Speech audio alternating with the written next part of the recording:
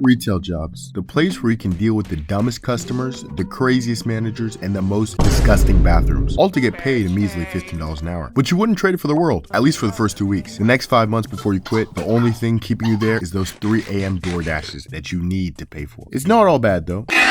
You know, you'll meet a lot of cool people, you'll get a lot of great stories from angry customers, and you get some money in your pockets. But the job is terrible, and the job search is no better. It's even worse than the job, honestly. First, they had me searching Indeed like I was a CEO with 17 degrees. I never knew there was that much yap on the website. I thought you just clicked the button, you got an appointment, but apparently I was wrong. I was finding out info about myself I never knew because I was filling out useless upon useless questionnaires. I wrote my social security number so many times, I memorized it by name. It was probably 1643. But after all the recruitment pages, guess how many hit me back? Absolutely 0. Actually, one hit me back, but they definitely sold drugs at their store. Here's a quick tip, but always put your resumes in on person. I swear they delete your emails on purpose. Any notification that's not DraftKings or Little Caesars, the AutoZone hiring staff will not look at it. And trust me, because I've been part of that hiring staff and I'm not looking at those emails. But after all these stupid job searches and these stupid interviews we'll get to later, you finally get the job. And I thought that's where the fun started. I was wrong. There actually is no fun. The funnest part is clocking out. Actually, the funnest part is when your coworker makes an elaborate plan to forge the clock out sheets to make more money, but that's another story for another day. But anyway, I never realized how stupid you look until you start getting trained. I had never felt more useless in my life until then. People were asking me questions I didn't know what to tell them. Excuse me, where are the t-shirts? I know less than you, bro. I've been there for one day, people think I'm the manager. And before you have to walk and tell the cashier that you're interviewing, and she's looking at you like you're crazy, and then you gotta find the manager and he doesn't even care. Yeah, it's a whole thing. And oh my gosh, the interviews, they ask the dumbest questions. I'm trying to become a barista, not a NASA scientist. So what type of kitchen utensil are you and why?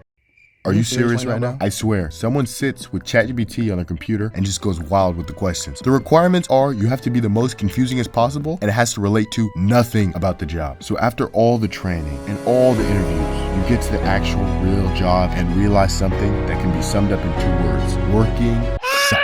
When I first had a job, the first week was honestly chill. And then as soon as I clocked in that next Monday, it made me realize I cannot believe people do this all day. You wake up early, all you think about is work because you have work at 12. Then from 12 to 6, you're working and your whole day's gone. And you gotta stay after because you have to close and you have to clean everything because apparently the opening crew is the most useless people in the world. It's so dumb. You have to stay an extra 30 to 45 minutes to make sure that works. And then you have to open the next night and somehow things just got dirtier. Yeah, after all that, I was done. I was ready to quit. But you can't quit because how am I gonna go to Chick-fil-A when my wallet has flies coming out? And don't expect to get a promotion too. When I was working there of our local pretzel shop in the trenches, they gave me one promotion and it was like 10 cents an hour. They called me like a pretzel specialist. You know, it might make sense that it got shut down. Yeah, now thinking about it, that place was not like other places. Yeah, they definitely used that to launder money, but I didn't care because I was making my $15 an hour. Okay, honestly, I'm hating a bit, but it was pretty chill. I mean, my coworkers were cool and my manager was bad, but that's another story for another day. The worst part by far were the customers. All they would do was scream and yell, and I never realized how stupid people were until I started doing customer service. People ask the dumbest questions. Hey, excuse me guys, do you guys sell pretzels?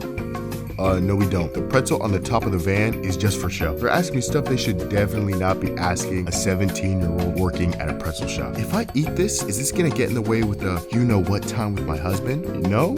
I hope I don't. I can't lie, I'm rambling, but I'll leave you with some final words. Even though work sucks, even though money's tight, even though I'm scrubbing bathrooms on my knees so I can play GTA 6, you know, you gotta learn. Sometimes you gotta make money to make money. And do the most important thing, flex in a rapper's YouTube video.